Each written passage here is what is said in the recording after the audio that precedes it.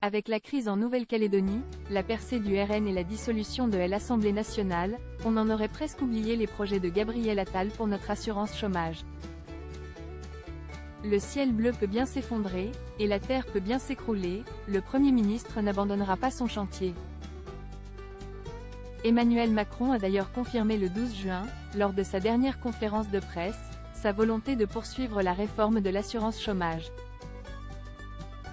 Aussi, même si la place de Gabriel Attal à Matignon semble plus incertaine que jamais après le 7 juillet, il ne baisse pas les bras. Cette mesure, qui doit durcir les conditions d'indemnisation, pour faire des économies et remettre les Français, il la porte depuis des mois. Avec, bien sûr, le soutien de Catherine Vautrin, la ministre du Travail. Et pourtant, ce grand projet ne fait pas l'unanimité. Les syndicats ont tenté de faire front contre la réforme de l'assurance chômage. Avec l'appui des députés du groupe LIO. Rien à faire.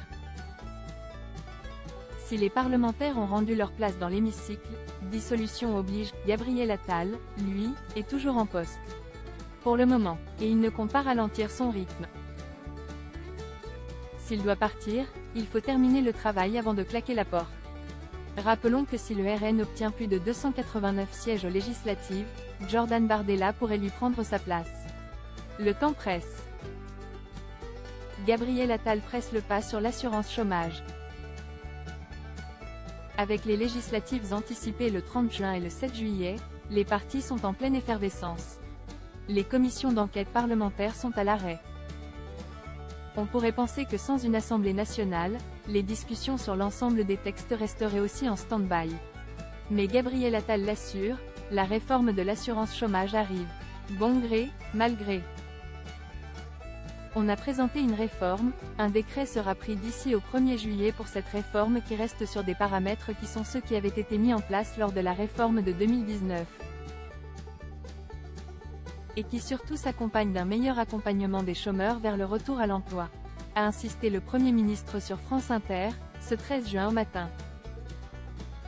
Face aux promesses des oppositions, le chef de gouvernement campe sur ses positions.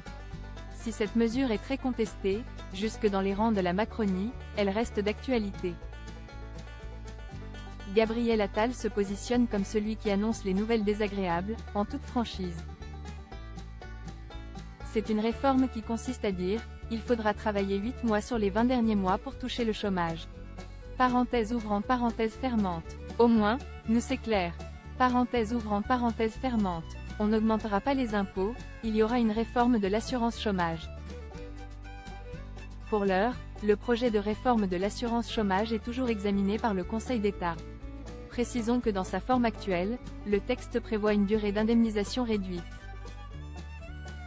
à 15 mois maximum pour les sans-emploi ayant moins de 57 ans. Sans surprise, Bruno Le Maire confirme la nécessité de cette réforme. Tandis que Gabriel Attal parlait sur France Inter, ce 13 juin, le ministre de l'économie était au micro de Sud Radio. Il a d'abord laissé entendre qu'il y aurait un délai pour le débat. Le décret sera publié quand les discussions auront eu lieu, après les élections législatives. Mais lorsqu'on l'a prévenu que le chef de gouvernement indiquait un décret dès le 1er juillet sur l'assurance chômage, il a vite ajusté son discours, suivant strictement l'avis du président et du Premier ministre. Après le premier tour, du dimanche 30 juin, nous aurons l'état des forces, nous pourrons regarder comment construire une majorité claire sur un projet clair. Le décret sera publié, cela permettra de discuter avec les forces qui veulent nous rejoindre de la nature de ce décret, a justifié Bruno Le Maire, en improvisant sur les ondes.